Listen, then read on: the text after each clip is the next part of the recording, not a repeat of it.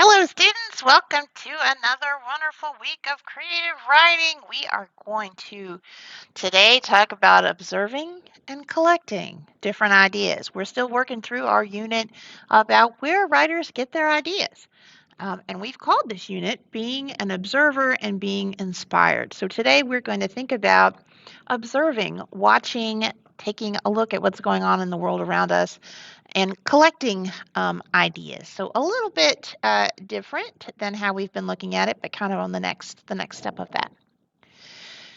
So some other ways that writers get their ideas, just noticing and collecting artifacts and ideas. The world is full of things for you to write about. We've really practiced diving down into your own memories, associations, your own imagination coming from certain objects, specific beloved objects that you have, random objects. We practice with the free writing. But we also want to think about noticing things, noticing other people, observing how other people interact. Writers might get ideas for stories, poems from seeing the relationships between other people, even from strangers, and from collecting some things that you're reading this week calls little tidbits, collecting little pieces that might give you a little bit of an idea that we can build up into something later. So writers don't just sit down and have, incredible ideas from nothing at all. They get ideas from paying attention to the world and really noticing and collecting all these different things. Make sure you answer the questions during this video. Just a reminder that we've really been gathering ideas throughout this whole unit since school started. We wrote about photographs, we've written about different things, gathering ideas, gathering ideas. And we've been doing down drafts, getting some things down, our quick writes, just our free writes, those 10 minutes that you did, just getting some ideas down. At the end of this grading period, you will choose one of those small assignments to expand into something more fully developed and revised.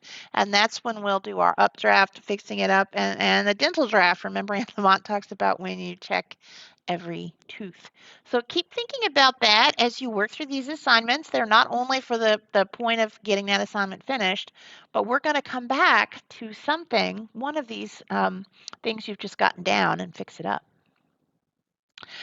I want to talk to you about this cool guy, David Sedaris. He is a humorist, someone who does a lot of essays, stories, and he describes a lot of his work as observational writing. He's been a very famous writer for many, many years. One thing that's interesting, especially about him, is that he has written about and talked about how he has kept diaries and journals since he was a child, which he credits for many of his ideas. And keeping some kind of diary, journal, place where you're collecting those ideas and observations is really important for developing as a writer. David Sedaris, in fact, became famous back in the early 90s when he read an essay called The Santillan Diaries on the radio. It was about how he worked at Macy's in New York as an elf in the Santa display there, and had some really funny parts to it. He is a very prolific writer, meaning he's written lots of books. He doesn't write novels exactly. These are all different collections of stories, different collections of essays. And they all kind of have funny names. You can see this one that's in the red right here next to my tiny picture. Um, Theft by Finding Diaries. So look at that time span, 1977 to 2002. That's a lot of diaries and a lot of ideas to collect. Squirrel Seeks Chipmunk are some little short stories where he gives animals some human characteristics. Me Talk Pretty One Day over in the left-hand corner is one of the more famous ones. There's some really hilarious essays in there about when he went to France and was trying to learn to speak French and how mean the teacher was to him. And a lot of things that are kind of based on the observations that he had with different people. So your reading this week talks about observation a little bit. Your assignment this week has a part where you're going to observe things. So in the video, I wanted to share with you a few tips from David Sedaris for observing the world. So these are not my words. I copied and pasted uh, pieces of his text onto these slides to just show them to you in a different way. And so you could kind of get some of his best tips for collecting observations. He's certainly been very successful with doing that. Now, he calls it a diary. In my mind, a diary is like what, you write who you have a crush on in school, and it's like your secret diary. I don't know, but I guess a diary in this sense is more what I would call a journal, a place where you're just recording details that you notice in the world. He suggests writing down things that happen to you, things that you find funny or interesting, dialogue you overhear, character traits, different things that you see in the world. Tuning into your surroundings will open you to moments that could become stories and the parts of your world that belong in your writing. Now, I think he probably, thinking about his age, uses an actual paper and pencil notebook. And a lot of writers love to do that. However, you might like to have, a Google Doc on your phone where you record a lot of those things, or some other way that you are keeping track. It doesn't necessarily have to be an actual notebook. But when we start noticing things and collecting them, and they could include all of those different kinds of things.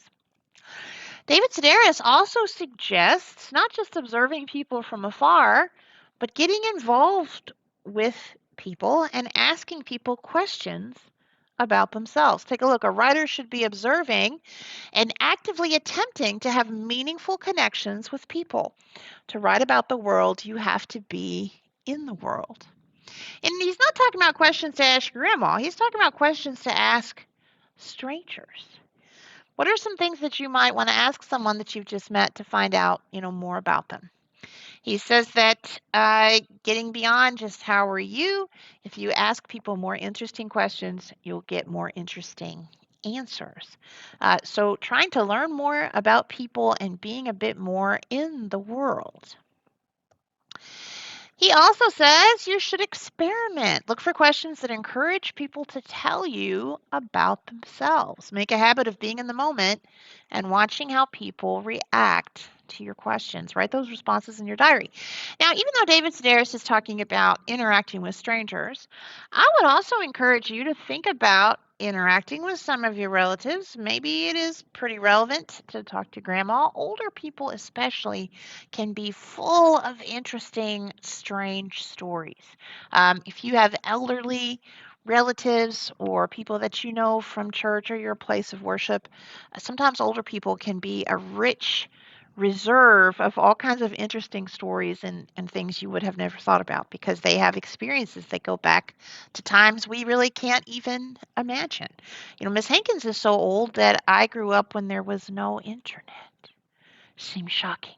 And some of your parents, grandparents had even less technology. It might really be different to hear, what those experiences could have been like. And Minister Sedaris also says you should eavesdrop. Eavesdrop means you listen in on people talking when they don't know that you're listening. Now, you might think, I was always told that was kind of rude. Well, think about eavesdropping in situations like you're in the grocery store line. Instead of just zoning out what's going on around you and, checking your phone, what if you just listen to the family in front of you? What kind of conversation are they having? What if you look at the family in front of you and think about what their family dynamic seems to be like? What do you hear from their conversation? I know that a lot of you wonderful young people also work outside of school. You have a job. Maybe you have a job where you interact with people or where you are working the register yourself and you hear people talking, or you're doing other things where you see strangers having those conversations. Riding the city bus, incredible place to observe behavior. And all of those things could be possible ideas that could turn into a story, a poem, an essay. You might get better at writing realistic dialogue from really listening to how people actually talk. You might hear a conversation that prompts an idea for a story that you maybe wouldn't have had before. So kind of opening your eyes and ears to what's going on and hearing some conversations that people have around you. And sometimes you'll hear silly things. I'm always embarrassed when I see little kids getting into trouble. Like I try not to look. The story you always see some poor mom yelling at the little kid that's misbehaving. And some of those will be kind of short and maybe funny. But think about when you can take any of those little things and kind of stretch them out into something deeper, larger, put more together into an essay or a story.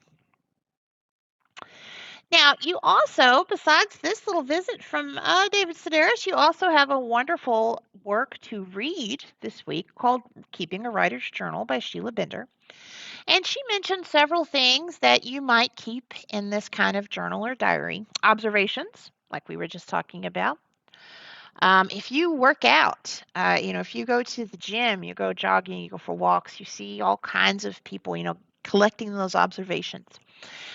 Sheila Bender suggests writing letters to yourself or to others. And they don't have to be deep, heartbreaking, emotionally wrenching, letters. You could just write about things that are happening in your life. That can be a way to record and process some of your thoughts. You'll also read some of her ideas for keeping what she calls logs. A log is another way to record events, even the weather. There's some really interesting examples of how writers describe and use the weather and even your dreams. Have you ever kept a dream diary? Um, if sometimes dreams can be so strange and vivid and might even give you, an idea for something to write about as well. Some, dreams reveal sort of the mixed up things maybe that have been in our mind here and there, and they kind of get mixed up in a strange way and repackaged, and there could be something that you could build into a story. So a lot of people like to track their dreams, and sometimes they're easy to forget. Have you ever had a really strange dream and you tell somebody about the next day, but then 2 weeks from now, you probably won't even remember that you dreamed it. So maybe you should collect it. You'll also see Bender talk about what she calls tidbits, which seems like a pretty old fashioned kind of word. But she means the same thing that Sedaris did. Any little thing that you notice that's kind of interesting. Maybe it doesn't give you an awesome idea for a poem or a story right now, but you want to save it. You want to save it because you might want to look at it again later. And I realized that I do keep a lot of tidbits, but I don't really keep them written in a journal. I keep a ton of screenshots. And I think this is a middle aged lady kind of thing because some other friends in my age group do the same thing. But I look at things on the internet, look at social media. I find interesting things and I save pictures of them. And here's just a few examples. Um, I belong to several different book groups. And when people recommend books, I mean, look at that. Once There Were Wolves. Now, I have not read this. People in that book group say it was awesome. But I love that title. Once There Were Wolves. It's really intriguing. It makes me think about, what there's not anymore in this story or what's happening in the story. And I also love the picture. I love how small the person is with those giant trees and that dark forest. I just saved it. I would like to read that book if I find it, but I also just love the picture and I love the sound of the words. I also have a little news story in the middle. I don't know if you've heard about this. This is pretty recent. There's an interstellar object coming toward our solar system. And scientists aren't exactly sure what it is. Now, Rendezvous with Rama is a wonderful science fiction novel that is about a big, huge cylindrical thing that comes toward the Earth and it's alien. Awesome story. But this little news snippet is saying how this is kind of similar. Could this be a thing like Rendezvous with Rama was? I also, the green picture there, I saved this lovely quote from Joy Harjo. She's a poet laureate. This is a picture that I took, but I saved it. This is actually out of Burnham Forest. right there in Bullitt County, wonderful place. And they have a poetry walk. You can walk around and see different poems on signs. And this is just a quote that I thought was awesome. So I saved it. These are all tidbits. Now, I don't have an awesome idea to write a story about a wolf or space, but I don't know, I might want this back. Here's some other weird things that I've saved. Do you guys remember when this happened? This man, his semi caught on fire and went off the overpass at 65. Huge fire, huge problem. Oh my gosh, it's terrible. He jumped out of his truck. All he has is an ankle that was damaged from the jump. He's fine. To me, that's an incredible story. It makes me imagine all sorts of things that could be written about that. How did he get off so lucky? Is he like have superpowers? How could he only have hurt his ankle? I also like this picture of this lady with this giant blue thing. I think this was an advertisement. I don't know. I just saved it because it's amazing to me. Like, what could you have that would fit in there? I don't know. It's an interesting tidbit. And sometimes I even find poems, quotes, things that are interesting. But I have them organized in my phone in different screenshot libraries. So that's a way too. Do you have pictures, the news, little bits, snippets, things you find? Those are all things that I could maybe draw from if I needed something to write about or I wanted to see, I don't know, some other ideas that I'm saving. So that's kind of what Sheila Bender means by tidbits. Now, some people might actually like to cut things out of magazines and stick them in there or print things out, but digital tidbits are quite wonderful as well. So, how are we going to practice with this week? Well, you've just done number one. You've watched the video, you've answered the awesome questions. You are going to read our text, Keeping a Writer's Journal by Sheila Bender. There are questions at the bottom. Just like before, scroll all the way down. There's 4 or 5 questions. How many questions do we have to answer? Just one. And we answer that question on the Padlet. You guys have been doing a great job with the Padlet. Make sure you're responding to your classmates and make sure you are using your name. I go through there to give you credit for the reading assignment. And that's what I do. I look at the Padlet. So if it says like nervous giraffe, I don't know who that is. So you have to make it say your name. You should have your own post, which is an answer to one of the questions, and then you should have 2 responses to classmates. All right, so make sure you have all of those. You also have the observe and collect assignment. Now, I'm not going to make you make a library of screenshots, even though that would be fun, or an actual journal that you're going to write tons of stuff in. But this is the observe and collect assignment. I'll just pop it up here. Now it has some small boxes, but I want you to put a lot of stuff in it. Part 1 is just to observe people. Pick out some people that you can observe. One set of people. Riding the bus. You're eating in a restaurant. You're walking in the park. Observe some people. And I want you to really log it. When did you see them? What do you remember about them? Now, you can have this on your phone. I know you can open a Google Doc on your phone. You can write it down, transfer it over. See if you can grasp their, what are their ages? What are they wearing? Don't say I saw a lady walking her dog. Okay, that's cool, but I need more. How tall? Old lady, young lady? What kind of dog? What color was she wearing? Look for those sensory details. And then walking her dog, is she dragging the dog, walking quickly with the dog? Is she yelling at a little kid who's running away in front of her? Tell us the whole story. So that observation, I'm going to challenge you to really do that with strangers somewhere where you are this week to observe some people. And then number 4, what's something interesting that you observed? Everything in the world is interesting for a writer. There are stories everywhere. What do you get out of this observation? Does it make you imagine something? Does it spark an idea for a story? Does it spark a feeling you could explore? So just what was interesting about that observation? Then you're reading this week, she talks a lot about the weather. I want you to do some weather observation. Again, the specific location and time, looking out my window at 6 p.m. on Wednesday.